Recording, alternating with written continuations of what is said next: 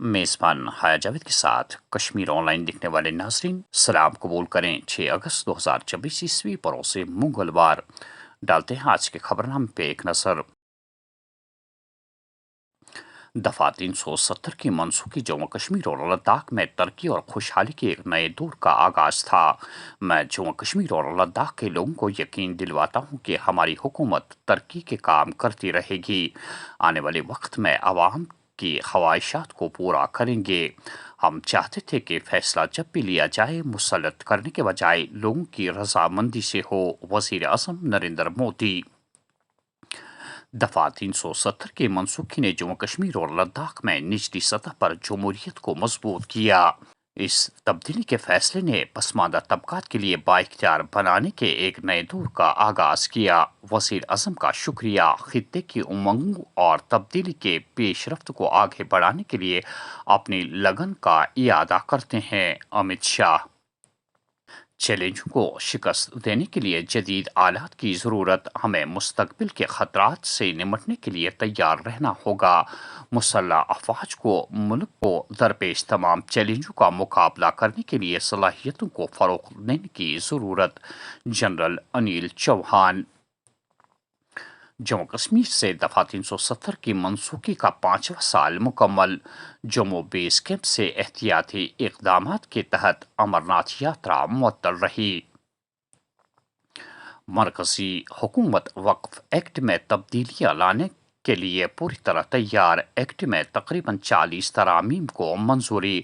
وقف بورڈ میں خواتین کو ملے گی نمائندگی۔ مجوزہ ترامیم کے مطابق وقف بورڈ کے ذریعے کی گئی جائیدادوں کے دعووں کی لازمی طور پر تصدیق کی جائے گی۔ بنگلہ دیش میں کوٹا سسٹم کے خلاف احتجاج جاری۔ وزیر اعظم حسینہ واجد مستعفی ہو کر بیرون ریاست روانہ۔ شیخ حسینہ واجد کے مستعفی ہونے کے بعد فوج کی جانب سے ملک میں عبوری حکومت قائم کرنے کا اعلان۔ بنگلہ دیش میں جاری کشیدہ حالات اور پرتشدد مظاہرے۔ بھارت نے اپنے شہریوں کو بنگلہ دیش کا سفر نہ کرنے کا مشورہ دیا ہے۔ ادھر بنگلہ دیش تصادم آرائی کو دیکھ کر اپنے آپ کو محفوظ رکھنے کے لیے اپنے وطن واپس آنے والی پاندچوک کی دوشیزہ ہندوارہ بنگس روڈ پر حادثے کے نتیجے میں ایک اور خاتون سمیت جان بحق۔ معصوم بچے سمیت گاڑی ڈرائیور زخمی۔ اطلاع کے مطابق ڈاکٹری ڈگری حاصل کرنے والی دوشیزہ بنگلہ دیش میں زیر تعلیم تھی اور وہاں فسادات کی وجہ سے چند روز قبل گھر لوٹ آئی تھی اور کل سیر و تفریح کے لیے وادی بنگس جانے کا فیصلہ کیا تھا۔ گاڑی ڈرائیور کے قابو سے باہر ہونے کے نتیجے میں مذکورہ لڑکی اور دوسری جوان سال لڑکی موقع پر ہی جان بحق ہوئی جب گاڑی ایک گہری کھائی میں جا گری۔ ہسپتال اور رپورٹس کے مطابق ڈرائیور کی حالت نازک جبکہ بچے کی حالت مستحکم بتائی جاتی ہے۔ دیکھیے یہ بہت ہی انفارچونیٹ ایکسیڈنٹ ہے۔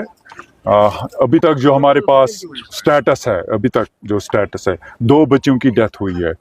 ایک بچی ان میں she is an MBBS student, وہ ریسنٹلی بنگلہ دیش سے آئی تھی۔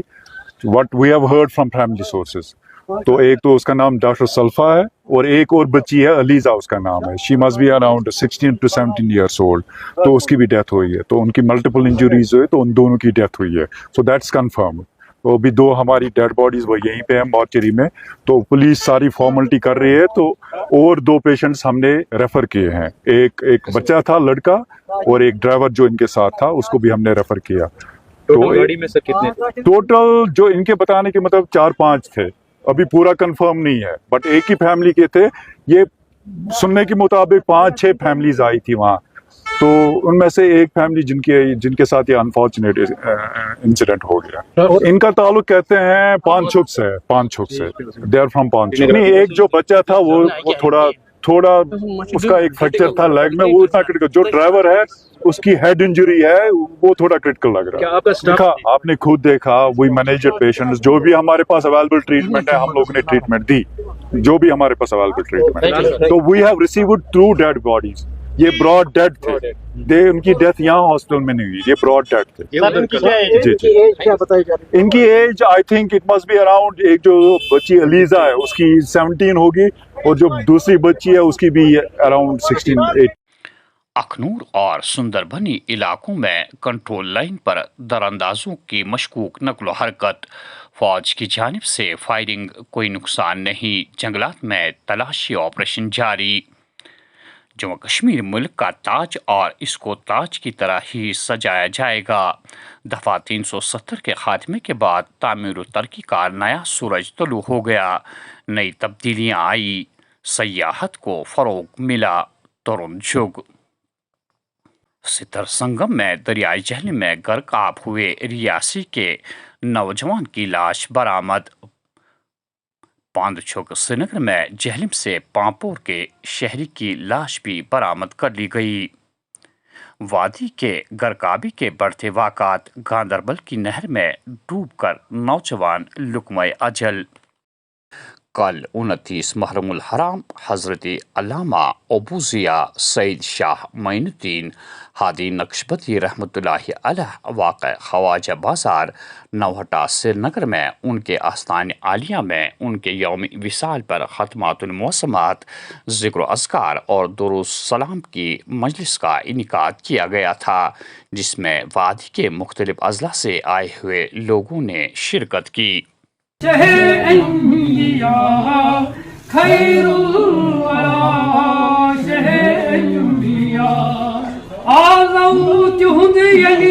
گو کنن لاتن مناتن جاہلن نابود گو نقش دیتی من خیر الورا شہ انبیاء خیر الورا شہ انبیاء خیر الورا شہ انبیاء. آج یہاں نقشبند صاحب جو آستان عالیہ ہے یہاں سے عرس مبارک بڑے احترام سے بنایا گیا ہے.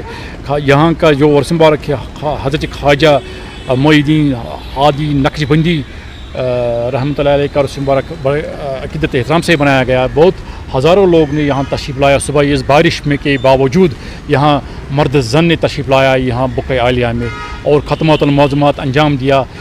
پروفیسر جناب کاملی صاحب نے یہاں کا سجادہ نشین ہے, بہت سارے لوگ یہاں تشریف لایا, بہت عالم دین نے یہاں تشریف لایا. بڑے عقیدت احترام سے بنایا گیا یہ عرس مبارک. دور دراز سے لوگ آیا, ان کا بہت شکر گزار ہے ہم.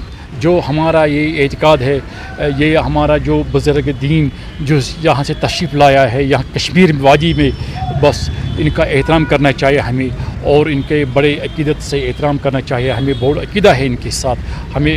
میں پھر بھی کہتا ہوں ہم کا احترام کرنا ان صاحب کو. رامبن کے جنگلی علاقہ میں خونخوار ریچھ کا حملہ, شہری لقمۂ اجل, دوسرا شدید زخمی. محکمہ وائلڈ لائف کی ٹیمیں متحرک. سیاحتی سرگرمیوں کو فروغ دینے اور لوگوں کی آسائش کے لیے ایک اہم اقدام, محکمہ ٹرانسپورٹ نے سری نگر سے کمان پوسٹ تک بس سروس چلانے کا اعلان کیا ہے. اور آخر میں یہ خبر کہ کل محمد یوسف زرکوب ولدی مرحوم غلام محمد زرکوب ساکن ڈار محلہ سورا نزدیک مسجد عمر دائی اجل کو لبیک کہہ گئے. لواحقین کے مطابق مرحوم محمد یوسف زرکوب کی اجتماعی فاتح خوانی 8 اگست بروز جمعرات ان کے آبائی مقبرہ تجگری محلہ نزدیک پولیس اسٹیشن نوہٹا صبح 10 بجے انجام دی جائے گی. ناظرین, یہ تھا آج کا خبرنامہ. دیجیے میزبان حیا جاوید کو اجازت. اللہ حافظ. ناصر.